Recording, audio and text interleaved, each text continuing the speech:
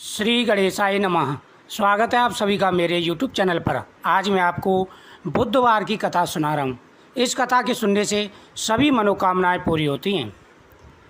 समतापुर नामक नगर में मधुसूदन नामक एक व्यक्ति रहा करता था। वह धनवान था।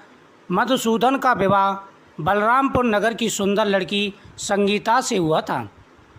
एक बार मधुसूदन अपनी पत्नी को लेने बुधवार के दिन बलरामपुर गया। मधुसूदन ने पत्नी के माता पिता से संगीता को विदा करने के लिए कहा। माता पिता बोले, बेटा आज बुधवार है, बुधवार को किसी भी शुभ कार्य के लिए यात्रा नहीं करते। लेकिन मधुसूदन नहीं माना। उसने जैसी शुभ अशुभ की बातों को न मानने की बात कही। दोनों ने बैलगाड़ी से यात्रा की। 2 कोस की यात्रा के बाद उसकी गाड़ी का एक पहिया टूट गया।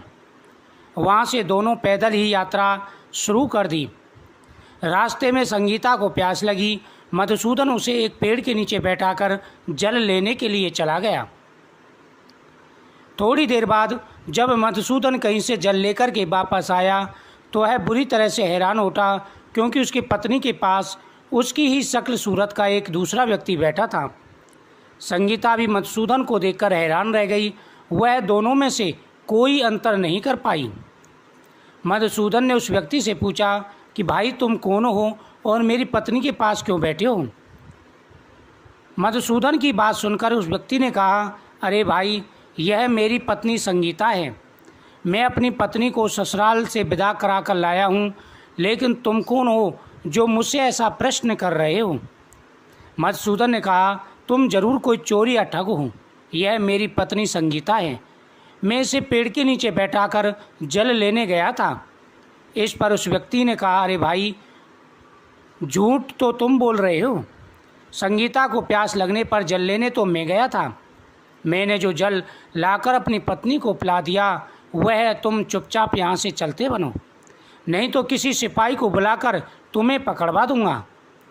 दोनों एक दूसरे से लड़ने लगे। उन्हें लड़ता देख बहुत से लोग वहाँ एकत्र हो गए। नगर के कुछ सिपाही भी वहाँ गए। सिपाही उन दोनों को पकड़कर राजा के पास ले गए। सारी कहानी सुनकर राजा भी कोई निर्णय नहीं कर पाया। संगीता भी उन दोनों में से अपने वास्तविक पति को नहीं पहचान पा रही थी। राजा ने दोनों को कारागार में डाल देने के लिए कहा। राजा के फैसले पर असली मधुसूदन भयभीत उठा। तभी आकाशवाणी हुई, मधुसूदन, तूने संगीता के माता पिता की बात नहीं मानी और बुधवार के दिन अपनी ससुराल से प्रस्थान किया।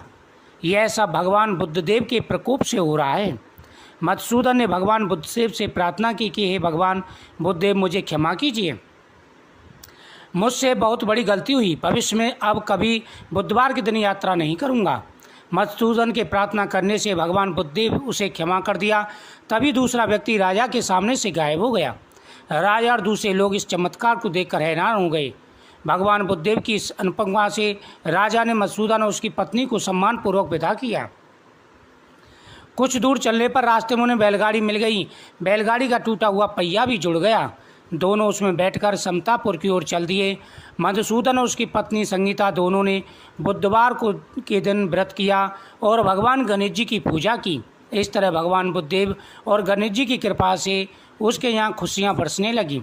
इस तरह जो स्त्री पुरुष विधिवत बुधवार का व्रत करके व्रत कथा सुनते हैं, भगवान बुद्धदेव उनके सभी कष्टों को दूर करते हैं।